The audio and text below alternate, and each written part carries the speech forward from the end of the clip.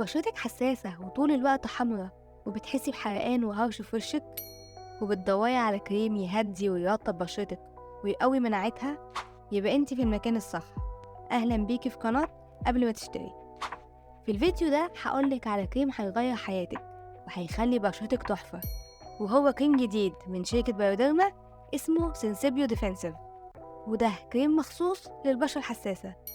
الكريم بيرطب وبيهدي البشرة وبيقوي مناعتها ضد أي حاجة تضايقها لمدة 12 ساعة. الكريم حجمه 40 ملي بس هيقعد معاكي لفترة طويلة. كمان الكريم فيه تقنية جديدة بتزود قوة تحمل البشرة ومقاومتها لأي حاجة ممكن تسبب لها حساسية أو ألم، وده اللي بيرجع للبشرة إحساس الراحة والانتعاش. طريقة استخدام سنسيبيو ديفنسيف سهلة جدا.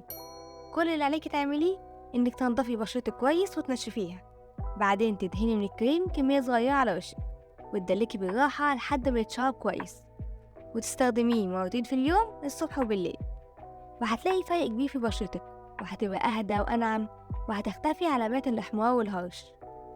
كمان تقدري تحطي مكياج على بشرتك من غير مشاكل، لأن الكريم مش بيلزق أو يخلي بشرتك دهنية، ومش بيسد المسام أو يسبب حبوب. وده كان كل حاجة محتاجة تعرفيها عن سنسيبيو ديفنسيف من بايوديرما، كريم جامد جدا للبشرة الحساسة.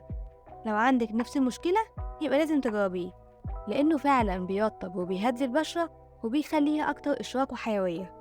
لو عجبك الفيديو دوسي لايك واشتركي في القناة، وما تنسيش تدوسي الجرس عشان ما يفوتكيش أي فيديو جديد.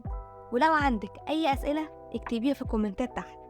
شكرا للمتابعة وأشوفك في فيديو جديد قريب. سلام.